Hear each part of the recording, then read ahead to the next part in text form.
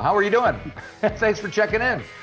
All right, man. I'm trying to keep up with all this technology crap, man. I never would have expected that this would be a thing. I've got, a webcam and lights and a microphone, and I man, know this it's is wild. I think I've done about 200 Zoom interviews in the last 6 months, and everyone starts the same. Everybody's like, "Can we hear each other? Can we see each other? What the heck?" But yeah, you get used to it after a while. yeah, And I man. assume are you in Florida? Yeah, I'm in Florida. Okay, I'm in New Zealand. Yeah, it's a little ways away, man. Anyway, congratulations on a new record. So it's just about to be released. Am I correct? Yeah, man. So January 29th. So we got 4 more days. Only 3 here. We're day ahead Okay. of you. All right. Even sooner than I expected, man. But yeah, Exactly. we actually recorded this record back in December 2019. Okay. So it has been excruciating to have to wait this long after it's already been recorded, packaged, everything. It was ready to go for May. And then we had to just 2020, if nothing else, it taught us a lesson in wait. Patience is a virtue. Yes. Yeah, man. So now it's coming out. How are you feeling about releasing it now as opposed to, say, a year ago? Just as excited as I would have been, maybe even more so, because I haven't had anything to do to keep me busy besides looking forward to the record coming out. Gotcha. Yeah. Just been trying to do everything I can to, put all the efforts into getting the record ready to go, man. So try to figure out how to do that online, because normally record release meant hitting the road, Yep. And now record release means, still at home and figuring out how to get people to listen to it, man. So I appreciate you letting me. Hey, we'll do whatever works. I mean, I got to tell you, I've loved it. I've been doing all these Zoom interviews, and I've been doing interviews with musicians for years. They're usually on phones, and I think they're much better when we can see each other and interact better. So it's one plus. There you go. Anyway, yeah. So, and I just had a chance to listen to the whole record through. It sounds fantastic. So thanks for all that. I can see why you're anxious to get it out there. Yeah, man. I was really proud of what we did with this record, and it was my first time working with a producer. So I was stoked to have Tom Hambridge on this one. And man, I'm really proud of what we did. I'm just trying to get people's ears on it now. It's 13 all original tracks. This is my 5th record of all original music, and really pride myself on trying to write songs. And I'm really proud of what we did with this album. Yeah. So how did you and Tom work together? What roles did you guys take on when you were making the record? Well, it was really cool working with him, because it took a lot of kind of the pressure off of me, because I had been doing the producing for all the records prior. So it allowed me to be more of play guitar and sing in the studio, rather than running around trying to think of a million other things and then play guitar when I stop. Right. Yeah. So it was really cool to be able to work with a producer, let alone one as experienced as him. And he was an asset to have in the studio. Just he's really efficient in the way that he works, which I definitely appreciated. And he just has a lot of good ideas, man. So I told him from the get-go that I'm completely open. I wouldn't have had him on if I didn't want to hear what he had to say. And we worked well in that aspect, that we both aren't scared to try something. And, and if it works, it works. If it doesn't, it doesn't. But in most cases, I think it worked for this record, man. Yeah, very cool. So one thing, I was doing a little reading up on you, and I understand that you kind of were mentored by a gentleman by the name of Sonny Rhodes. Yeah, man. I started in Sonny's band when I was 19 years old, actually. He was a neighbor of a friend of mine in high school. And my friend always said, my neighbor's got a blues band, and I'm thinking it's a bunch of drunk guys in some garage somewhere. And it turns out to be an internationally touring blues musician. And, he brought me one of his albums, and I said, man, whoever this guy is, you've got to introduce me. I've got to meet him. And it took probably about 6 months for me to finally get on to meet him, because he had the same schedule that we had of touring. He'd be home for 2 days, gone for 4 weeks, home for 3 days, gone for 2 weeks. And you know, I took my guitar over and played about half a song for him, and he stopped me and just said, you know, son, do you have a passport? That's a good question. I said, yeah, I do, man. And he said, well, I'm going to take you on the road with me. And sure enough, within 30 days, I was out on the road traveling and touring with him all over the US and Canada. And, you know, I'm really happy that I was able to, you know, latch onto someone's coattails like that guy at such a young age, and learn what it was to be a blues musician and a band leader. And when I got to getting some notoriety with my own band, people were always surprised, because if there was one thing that I wasn't when I started going, I definitely wasn't green, and none of it was new to me, you know. Right. That's all right. Yeah, because I back when I was in the States, I ran a little independent label called After Hours, and it was distributed by Ichiban, and I believe Sonny was on Ichiban as well, so we were kind of, you know, in the same family at some point or other. And I remember when I saw it, I was like, I think I know who that guy is. Yeah, it's great. Dig it, man. Very cool. Now I see there's a video that's out for one of the songs already called "Freaks Come Out at Night," and it was shot at some little club in Tallahassee. So tell me about that. Jump the boogie now, bonfire burning, catfish frying, guitar sliding. Up jump the boogie now, bonfire burning, catfish frying, guitar sliding. Yeah, man.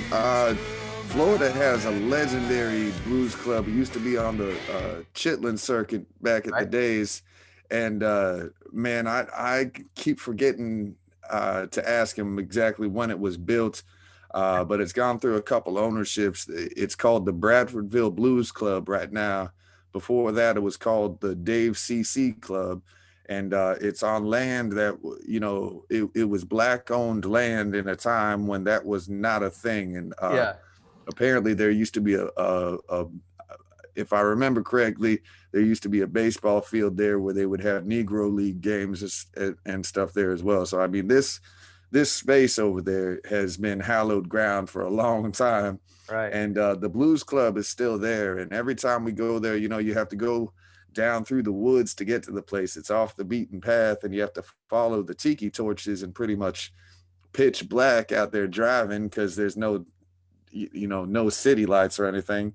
Yep. And then eventually you'll see the bonfire, and you'll be coming up there and find the juke joint over there. And they still have the same old fish shack out there to get your fried catfish or mullet and fries on the soggy white bread, you know, and listen to some legit blues music, man. Everybody used to go through there. And I wanted to capture what it was like to do a show over there. So I decided to have a film crew come out at our last show that we did there in last December. And I think they did a great job of capturing the magic over there that happens every time we play. And the song itself was a song that I wrote specifically for the club over there. So it was really special to me to be able to write the song for them, and then also be able to do the video on location there. So people have been really digging it so far, man. Very cool. Very cool. It must have been fun shooting it there. Oh yeah, man. It's always a good time, but that just added to the excitement. Now, one song I wanted to touch on is one that seems more personal than maybe, and it's only me just hearing it, Searching for My Tribe. It sounds like something that's fairly close to you. Tell me about writing that one. I've always been a loner, but never liked being alone. I've always been a loner, but never liked being alone. Seems like everywhere I go, I'm half right or half wrong. Searching for My Tribe is just kind of my story, man. You know, I always, have been adamant about writing my own songs, because I feel like that's when music gets cool, when artists share of themselves so vulnerably that you say, oh man, I know exactly what they're talking about. And I feel like that gets lost or watered down when someone's, recording or reciting someone else's song, or some of the songs that people do, I mean, they've been recorded to death, and it just doesn't have that, it becomes dishonest at some point, I feel like. Right. And Searching for My Tribe, I don't always write autobiographically, but that one is definitely a personal one for me, talking about my own journey. One of the lyrics says that, no matter where I go, I'm half wrong, or I'm half right, or I'm sorry, I'm half right or I'm half wrong. Yeah. And, as being a biracial offspring, that makes a lot more sense to me. And I've talked to several other people that have connected to that. And, that's what I think music's for, though. I think it's cool when you listen to music and you can get insight into someone else's life experience and someone else's struggle. And, I think that's where that honesty and that emotion and that earnestness kind of comes through. And I think that's why we connected to blues music so much, because it gave us insight into someone else's life and a way to see through someone else's eyes, Yeah. I guess, do you feel like things are getting better or have a potential to get better along those lines? Things have changed dramatically in the last few days in the States. And we're all watching from out here going, whoa, so. Yeah, we're all watching from over here too, man. Who knows, man? Nothing is shocking anymore. You prepare for the worst, you hope for the best in any situation. And, we don't have any control over anything in this life, man. So I don't bother trying to. Fair enough. Now, you're known for your guitar playing, but I will say that you have quite a great vocal performance, especially on One More Time, which is kind of a slow burning bluesy thing with an organ behind it. So maybe you can tell me what was happening there when you were making that track. Standing at a crossroads, and it feels like the last time. Do we owe it to ourselves to give it one last try? Forever's a long time to wonder if we could have made it right. Perhaps we just need one more time. Yeah, man. One more time. I'm a huge lover of blues music, but I'm a lover of all kinds of music, and I listen to a lot of the older soul music, and in particular, I dig what Stax did on pretty much anything. Right. But One More Time was just trying to give a nod back to some of the older soul music and try to make a kind of a heartfelt soul blues. I had the idea come up in my head. Actually, it sounds cliche, but I had a dream, and that was the song that I played in the dream. And I woke up and tried to scribble it down and get it written out as quick as I could before I forgot it. And I think it came out really beautifully, man. Yeah. It's a beautiful track. And who's playing the sax solo in there? That's my saxophone player, Reggie Oliver, on that one, playing baritone sax on it. And I think he did just a beautiful job on that one, man. Yeah. And then on the other side of the coin there's a real rocker called Through a Microphone. And there's a great line in there, I paid my dues and my don'ts. Yeah, man. I paid my dues and I paid my don'ts. Some things I will and some things I won't. No matter how far I roam, these 6 strings are my home. And the only time I feel whole is when I'm bearing my soul for you. Through a microphone.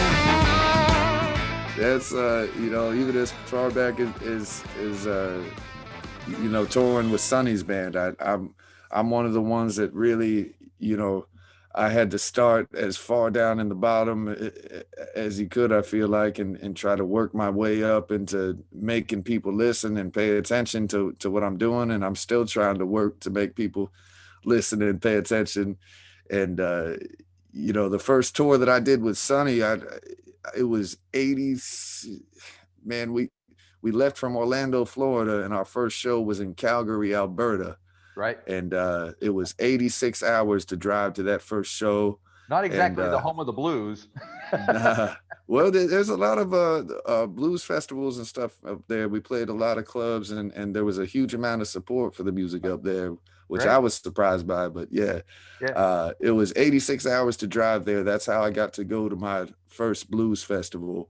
And, you know, people wonder why I'm so kind of on the opposite end of it. Everybody wants to sit in on your gig and everyone wants to jam on your show. And I'm just like, no, man, we had to drive to get here, man. We had to work to get the gig. We had to drive to get to the gig. And believe it or not, I like playing guitar on my show, you know? Yeah, exactly. That's why I'm here. Yeah. And, yeah, man. So that's just kind of a nod back to the road that I feel like I've had to kind of come down to get to what we're doing. And, you know, you learn what to do, and also sometimes you have to learn what not to do. So I paid my dues and I paid my don'ts, man. Fantastic. Now, if I'm correct, you're about 35 years old, are you? I'm 35. Yeah. 35. So in the blues world, you're pretty much a youngster, because I mean, I've talked to guys who are in their 70s are still recording, and even older. So being a kind of an up and comer, do you feel, I mean, obviously the blues is the blues these days. Everybody's always talking about the status of the blues and whatever, but it seems to be doing fine. Do you think about your place in what you're doing and how that fits in with the blues legacy that, you know, reaches back so far? I mean, I've got opinions on what I feel like is going on in terms of you know, some of the ways that the festivals and the sort of the talent selection goes in the industry right now. But I mean, as far as thinking about my spot in any of it, I don't really think that deeply into it.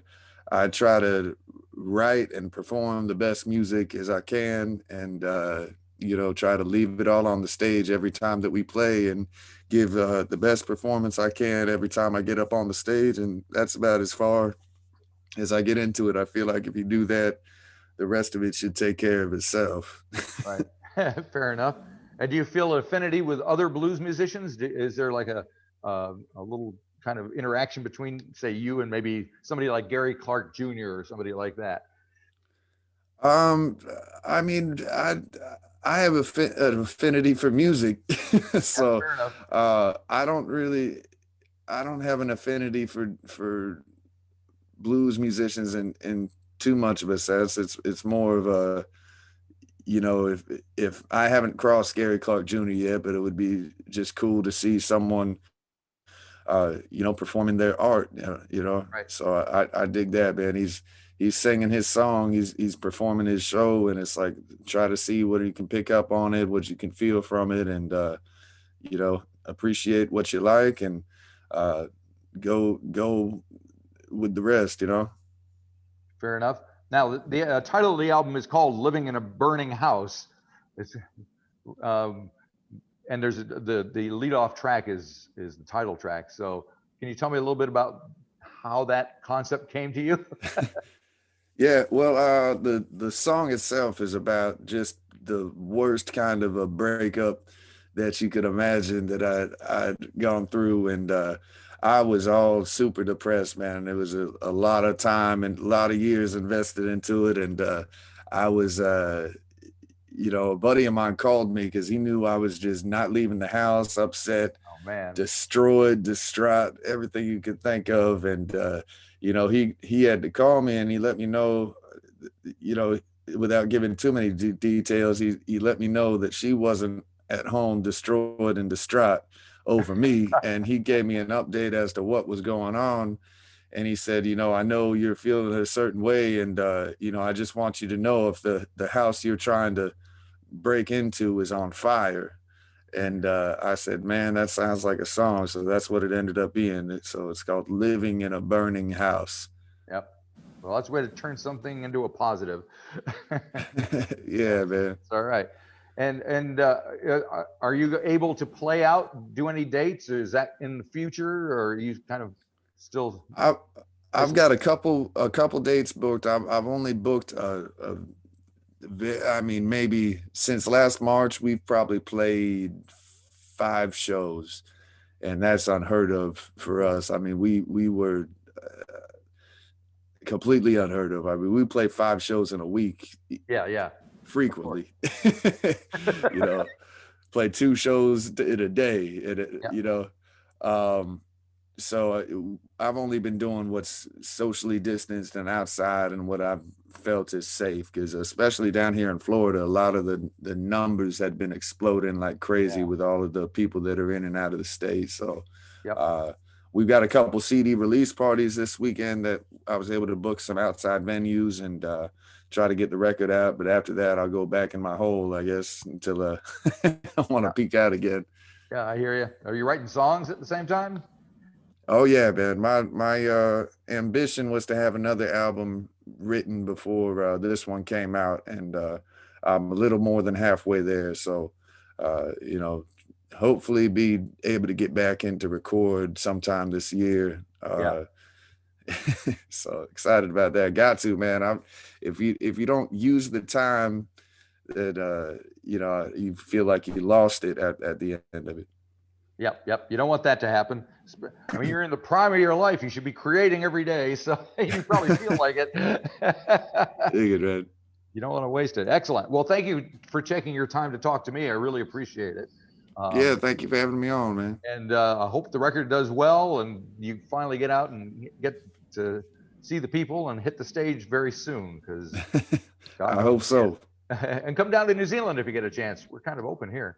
Oh man, that's on my bucket list to get over there, man. I'm dying to get over there. You do well, I'm sure. Yeah. All righty. Well, thank you, and have a good day. All right. Take it easy, man. Righto. Bye-bye.